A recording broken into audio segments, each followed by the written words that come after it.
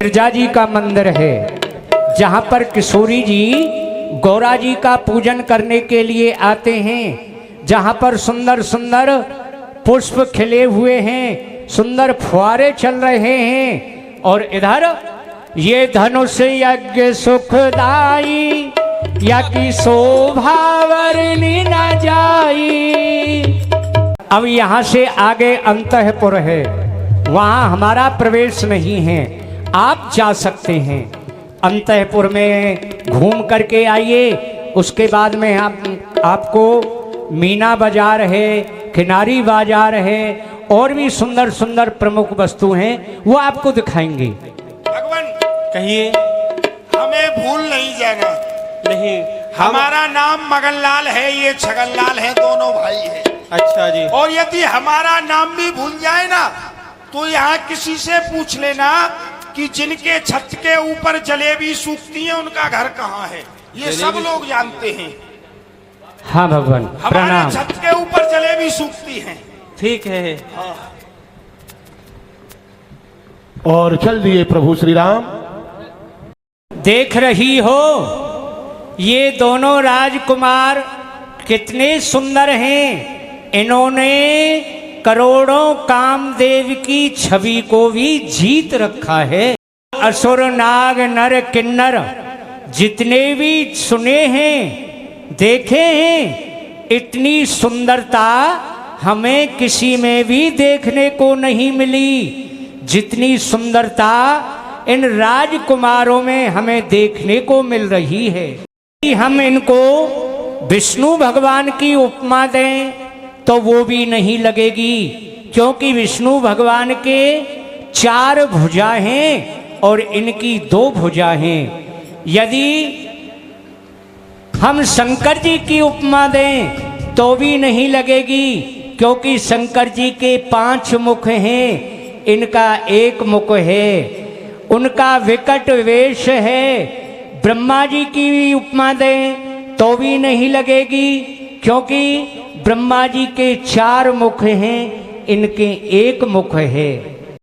ये किशोर अवस्था वाले दोनों राजकुमार धनुष बाण धारण किए हुए, इनकी छवि के ऊपर कोटान कोट कामदेवों को भी वार दिया जाए तब भी उनकी क्षमता नहीं कर सकता कि ऐसा संसार में कौन देहधारी नर नारी होगा जो इनकी सुंदर छवि को देखकर इन पर मोहित न हो जाए। तो मैंने सुना है, वो मैं आपको बताती हूँ। ये दोनों भाई कोई साधारण नहीं, चक्र चूड़ामणि महाराज दशरथ के पुत्र जो आगे आगे चल रहे हैं ना, उनका नाम है राम। मुनि विश्वामित्र के यज्ञ की रक्षा की है और बड़े बड़े सुभट भट राक्षसों को इन्होंने ही मारा है। जो राजकुमार हैं इन्होंने ही मारी स्वभाव को मारा है। और ये कौशल्या के पुत्र हैं। देखो इनकी माता कौशल्या कितनी बड़भाग्यशाली हैं। वो उनके छोटे भाई है लक्ष्मण। अच्छा हाँ चाची जी, के पीछे पीछे चल रहे हैं ना गौर वर्ण के। देखो मेरी ओर बहुत देखते हैं, मेरी ओर आंख भी चला रहे हैं, ऊपर नीचे करके मैं सब देख रही हूँ। और इनकी जो माता हैं उनका नाम है सुमित्रा। ये सुमित्रा के पुत्र हैं। ये मुनि विश्वामित्र जी के साथ यहाँ जनकपुर में धनुष यज्ञ का मेला देखने के लिए आए हैं। मैं अपने मन की बात कहूँ?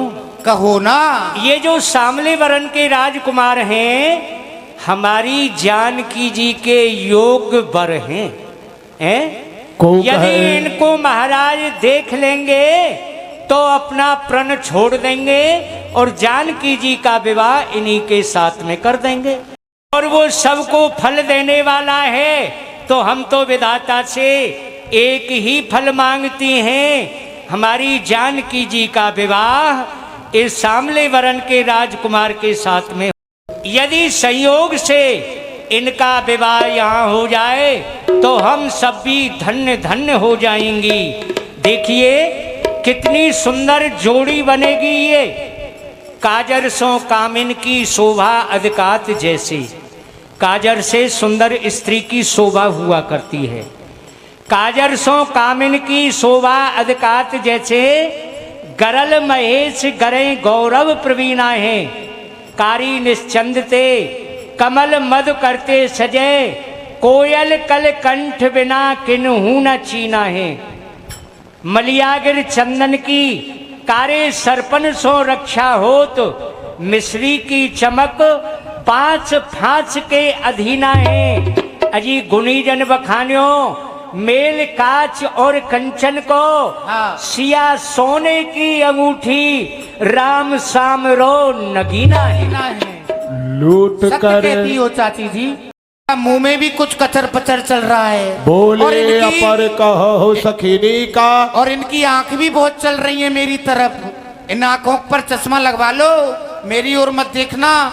हाँ, पता नहीं, मैं कह दूंगी अपने उनसे। का विवाह यहाँ हो जाए तो हम तुम सबका इसी में हित है। को कहे शंकर।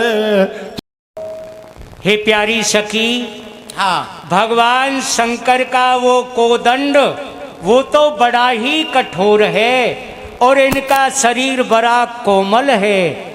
हमें शंका हो रही है उस कठोर धनुष को ये कैसे तोड़ पाएंगे। सखियों के मन में शंका हुई तो दूसरी सखी ने तुरंत उसका निदान किया। परस जास पद पंकज धूरी, तरी अहिल्या कृत अग भूरी। चाची जी, आपको पता तो है इनके कैसे जादू करते हैं ये। इनके चरणों की रज में ऐसी जादू थी कि पत्थर की जो शिला थी वो सुंदर नारी बन गई। तो आप क्यों चिंता करती हो? विश्वास करिए, भगवान शंकर के कोदंड का खंडन यही करेंगे। ये श्यामल वर्ण के राजकुमार रच करके इस पृथ्वी पर भेजे हैं। अवलोकिए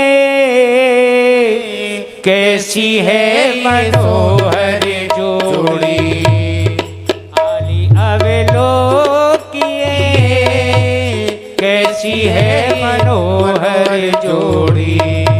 लागे हैं जब से नैना भूली में अपना सेना। लागे हैं जब से नैना भूली में अपना चैना। हाँ, लागे हैं जब से नैना भूली में अपना चैना।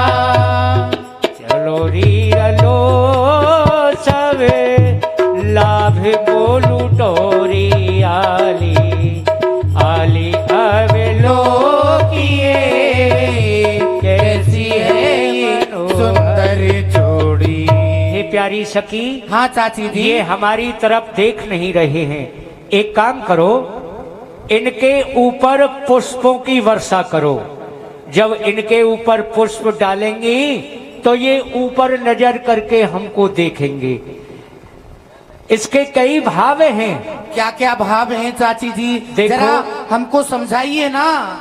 एक तो पहला भाव, ये जो भूमि है कठोर है। हाँ। जब पुष्पों की वर्षा करेंगे तो इनके चरण कमलों में कहीं कोई कंकड़ न चुभ जाए, कोई चोट न आ जाए, सब मार्ग पुष्प में बन जाएगा। दूसरा भाव हमारा संकेत है, ए राम जी, आप अपनी सुंदरता पर बड़ा गुमान कर रहे हैं।